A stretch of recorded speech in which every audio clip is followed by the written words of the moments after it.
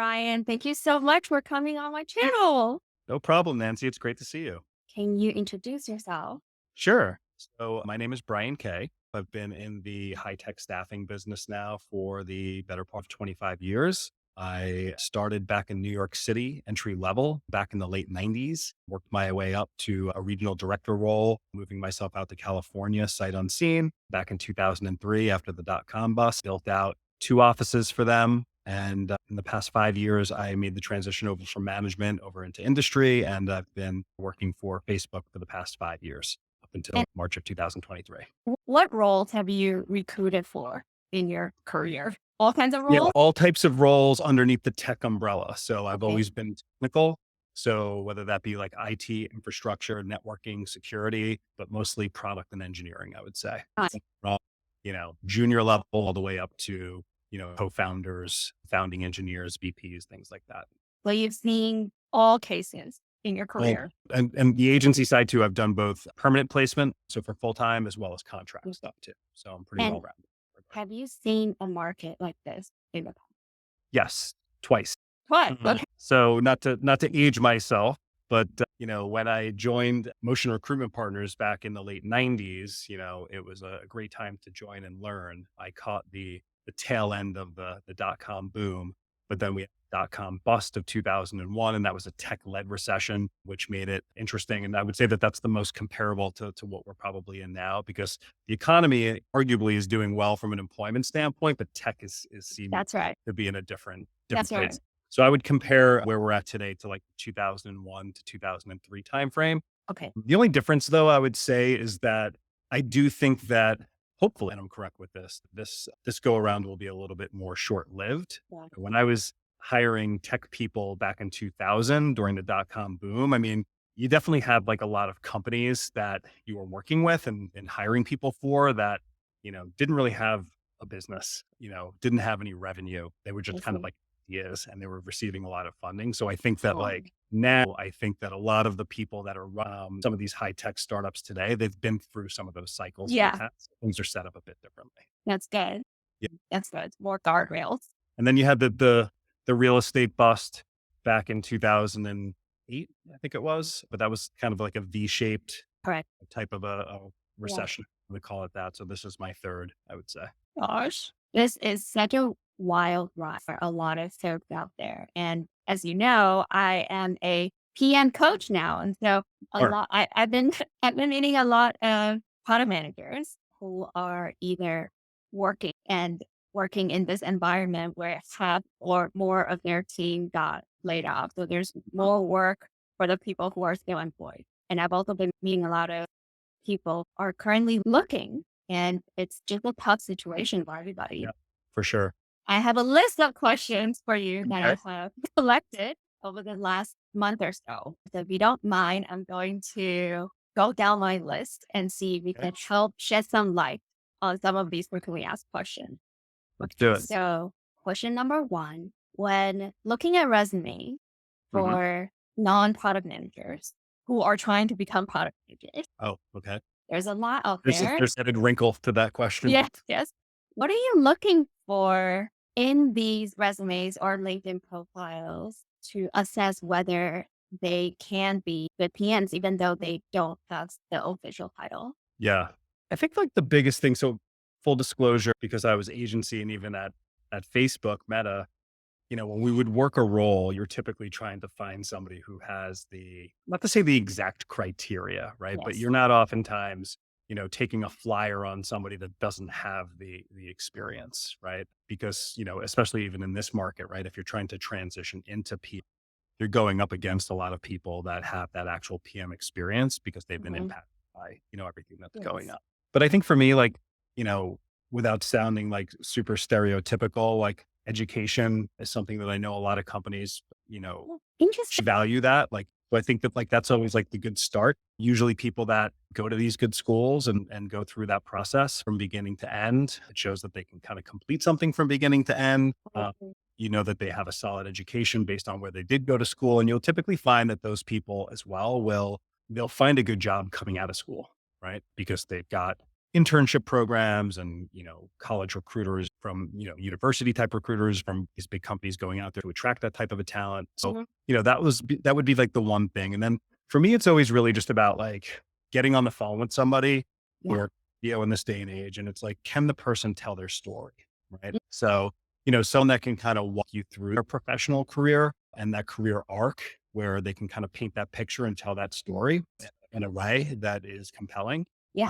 Those are the people that, I would say to maybe even a hiring manager that I was partnering with, I would say, like, listen, like, I know this person on paper doesn't look like they make a lot of sense for the role, but let me tell you why, I want you to take a look at them or talk to them or, jump on a quick call. Well, that has to do with the career arc, being able to tell the story, charisma, communicate. Mm. Those are the types of things that I would say. I love that. So basically, they need to first convince you, the recruiter, why they believe in themselves before you can believe in them, right? Yeah, I would say that that's correct, and maybe getting a little bit of coaching from you on the side as well. I think that it's a slippery slope. It's a little bit of a tightrope walk because, like, you want to be able to sell yourself in a positive way, but without coming across as salesy, right? Mm. So that's where kind of like the charisma and the communication skills come in. Like, you don't want to like be over the top with it, right? So it's Yeah. just being comfortable in your own skin, telling Yeah. your story. That makes a lot of sense to me. Thumbs up on the first question. Yeah, of course. It's interesting because I never really thought of education. I guess in this stage of my career, I just don't really think about it. But it's interesting to hear from you that you still look at that. I guess you're just Yeah. looking at the whole profile, like holistic profile. Yeah, like at Meta, even like we did a lot of product and engineering search, right? And I think that, that's definitely one of the things that we would look at as a good starting because again, as you're thinking about somebody's career arc, as I mentioned, like if you went to UC Berkeley or, the Carnegie Mells, you name them, you know who they are. You know that that person is coming out of school with a very solid foundation that's in place and that Mm. find a good first job. And that's like where the arc starts. Now, at the same time as I say that, right, there's tons of brilliant people that are out there that never even went to college, right? Right. But then also a very interesting and compelling part of their story too, right? Because usually people going to college and getting into tech, that's the traditional route. So if they Right. got into tech without going that route, like that's a really cool part of their story that they can share as well. Again, you're looking at the story. You're looking at how they transition from one company to another or one experience to another experience. Mhm. That makes a lot of sense. Yeah. Okay, next question is how much do you rely on LinkedIn versus yes? I'm a bit old school. So, and when I say that, that means that I would rely heavily on LinkedIn. When I was agency, not again to age myself, but when I came up in the business, back in the late, this is going to scare you off, but in the late '90s, there was no ADS. That wasn't even such a thing, but there was no cell phones. And so how I actually made my career, so to speak, in agency and what set me apart very early on was everything was over fax. There wasn't even email back then. So when I used to try to attract candidates for the tech clients that I was working with, we used to run ads in the New York Times, publish those, and then the resumes would you'd go to the office on Monday morning and then you would call the resumes. But the problem is that you're typically calling somebody their home phone number because they don't have a cell phone number. Right. So I thought the genius in me, wouldn't it be a good idea to actually come into the office on Sunday night because they're sending in their resumes because they're reading the New York Times. They're going to be home so I can actually have a conversation with them that night, book them to Wow. come into my office on Monday morning versus calling them and just leaving a message and not hearing from them until Monday or Tuesday. And that's how I kind of gave myself a competitive advantage. So LinkedIn Wow. on the scene, like when I was working on the agency side too, after I had moved to California back in 2003, it was probably shortly thereafter. I'm not sure when the company was founded, but LinkedIn was even a client of ours. They were a very small startup. So they became obviously the marquee name when it comes to that type of stuff. So Right. I've been using that for years. Do you look at the resumes or you're Yeah, just looking sure. at LinkedIn? Your LinkedIn profiles typically. There's another also, I'll give them a plug. I'm not being paid to but there's also a newer tool that's out there called Seek Out. And Speak it's out? yeah, Seek Out is another one that a lot of people in recruiting and sourcing use. It has a lot more. It's kind of like in addition to like a LinkedIn, but it has more filters that you can use. So you can actually like filter by diversity to target minorities. It even has a thing in there as well, if I recall. It's been a little while since I've used it, but where you can assess somebody's level, right? So in other words, like you've worked at Facebook yourself, right? So like a manager at Facebook could typically be a director someplace else or a Mhm. senior, depending upon the size, the scale, the scope. So Right. the seek out tool would allow for you to level set and say, okay, like if you work at Meta and you're targeting this person for this type of a role, this level, this would be the type of a level that you'd be looking to seek a candidate at this particular company. Very, very interesting. Got it. Along the same lens, how important are cover letters in today's market? For me, I don't think that it's very important. I've never used one. And, as Okay. somebody who's actually been looking for a job as of recently myself, I never took the time to actually put one together. I've even been like a part of some meetings, like ex meta groups on Facebook, and that's been a topic of conversation. Do people, use them? I would say that the majority of the people that I've talked to, they don't write them Mm. or even look at them. And that's not to say that they don't work. One of the things that I did personally, which I would say would be good advice for somebody that's looking for a job, what I did do was I made a post just, thanking my team, thanking the different stakeholders that I partnered with. Post on LinkedIn, right? Yes, made a post on LinkedIn, kept it Mhm. really positive and upbeat, Yeah. grateful for the time versus being, upset about what had happened. Yeah. And, from doing that, a lot of people, hit the like button, the love button, the support button. And then people started to comment saying, Yes. Ryan's the best, one of the best managers I've ever had. Yeah. Had a lot of people that, graciously would reach out to me, privately or text me and offering their help.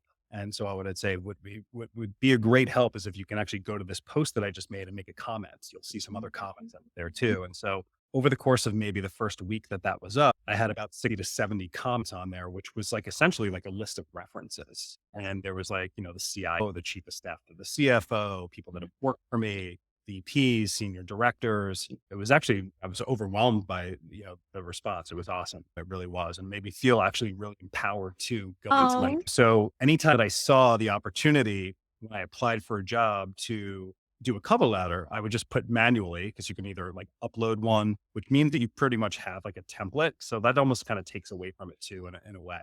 But yeah. I would manually upload that link and provide the context and say, hey, listen, rather than send you a cover letter, here's a link to this post that I made. And in this, here's what you'll see. And I've had a number of people where I've applied for jobs, reach back out to me and say, wow, that's really impressive. Like you've got like 65 people here that have come out Wow. positive thing. So I never thought of that use case. That's genius, I actually. would encourage anybody, like, I know that sometimes it's difficult to do, especially in the moment when Yeah. you might be upset, angry, you go through a series of emotions, but if you can kind of put that to the side Mhm. and, make something positive out of it, it definitely Yeah. helped me with my job search. And what I would say Mhm. too, that even in applying to jobs, and we all know how frustrating that can be, I felt like at least from my peers that I would keep in touch with throughout that process, like I was getting a little bit more action, Mhm. were on the market. And I think that that definitely had something to do with it. Mm, it's so smart. That is so smart. Okay. Jump around to kind of a related question. What do you look for in initial PM screens and resume? So we talked about this a little bit in the context of someone who didn't have the title but wants to switch into the Yep. role. You're looking for the story. What about someone who is already in that role? Mhm. And this is the first initial screen before talking to the hiring manager or before entering the formal process. Yeah, I think it, not to be redundant, I think it's pretty similar to, what we've already discussed. Okay. I think that like recruiters in a lot of ways are kind of somewhat classically trained to like once you understand what the actual job description is going to look like, is to try to Mhm. what perfect looks like in that role, if there is even such a thing. But yeah, like I'm looking at, typically starting with, the things that we're always kind of trained to look at is, again, where did they go to school? That's a selling point potentially for the candidate, and then what companies have they worked for in the past?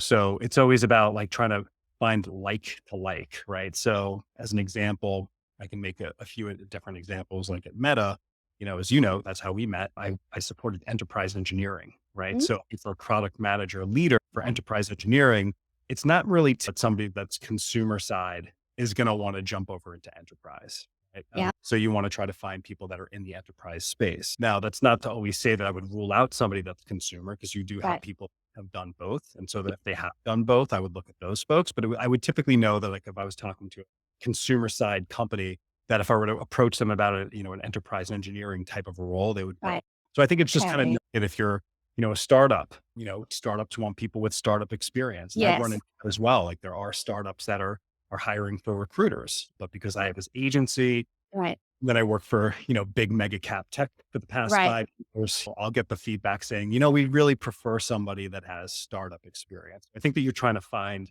those commonalities. But again, I'm also in the camp of giving people the benefit of the doubt. I'm always happy Right. to jump on the call with somebody, even if I feel like they don't have the skills, because you just never know. Mm, And with kindness, you offer them a solution. Maybe you give them a tidbit that can help them in their job search. got it. And what I've always found is that always pays dividends, right? If I spend the time to take this talk to somebody for 10 or 15 minutes on the phone, knowing that they're probably not a good fit for the job, they're going to appreciate that. They'll probably walk out of that conversation with something that they can take onto their job search moving forward. Yeah. And then it's oftentimes those people that refer somebody to you that actually Yes. is the job, right? So Got it. who's willing to talk to people? So if I were to translate that, given now that we understand recruiters are trained to look for a match, Mhm. obviously that is the job. Yep. So what does that mean to job seekers? It means we have to really understand the job description Yes. and then decide, am I a good fit? And then portray ourselves in that way so that recruiters recognize, yes, it's a match. Yep. And it doesn't even need to be like a match for a match in the sense like you have that exact experience. It could be something that you've done in your past that would Mhm. translate well to that requirement, even though Correct. it's not that exact requirement. I have a similar question, Okay. which is what makes your job easier? What are the nice things candidates can do that make them easier to work with? And easier in a sense that if me as the job seeker, if I make your job easier, then it actually helps me in return. Yeah. I think that the two things that really pop into mind are somebody that kind of views the relationship between the recruiter and themselves as a partnership. Right. I think that those tend to be the easiest relationships that I would have with a candidate, whether it was on agency or even at Meta, right? It's like to give you an example or to provide some context. Like I just feel like oftentimes when candidates are on the job hunt, they hold their cards very close to their vest. What's an example of holding cards close to their Like chest? they don't want to talk about what other interviews that they have. They don't want to talk about what their comp expectations are. And I Yeah. understand it. So I know where they're coming from in the sense that like when it comes to comp, right? You might not want to say a number that's too low and leave money on the table. You might not want to say a number that's too high, potentially price yourself out of the job, right? But I think that like if you were working with me and I can only speak for myself as a recruiter, like I view it as a partnership, right? So like if Nancy Chu is interviewing at Meta, like I'm your advocate, right? Like I'm trying to get you through that process. I'm, taking the conversation that you and I had in the very beginning and the connection that we made. And now I'm going to that hiring partner and that stakeholder, and I'm representing you, that person in an effort to land you the interview. Or what I'm doing is I'm preparing you for the interview to the best that I Mm-hmm. can so you can do well and go in there and feel confident. And then if Right. it goes to the full loop of interviews, then, we're probably having a series of conversations or like a one or two very long conversations so that this way, like I can really set you up for success. Because my goal is if this is a job that you want, I want to help you get that job. And I'm going to provide that level of service and that Gotcha. experience for everybody. And then, the chips fall where they may, right? But that's a partnership, right? So if I'm extending myself to that level with candidates, right? Like there's going to be some certain things that I would want in return, which is like the transparency. I want to know whether you want the job and why, right? And I want to make sure that, the compensation does align with what, the job description is looking or that particular job is looking to pay to not What? waste. What happened? Yeah, okay, so wasting time is a potential consequence when the candidate doesn't share on it.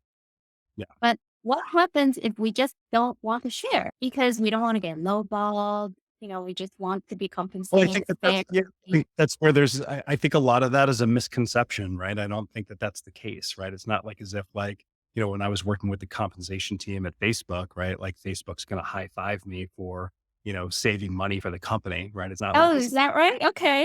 It's not like, That's hey, like we can offer Nancy 250, but like if you can really get her a 220, that would be great. Like that's not how it works, right? Like so you're not incentivized that way, no, not at basically. all.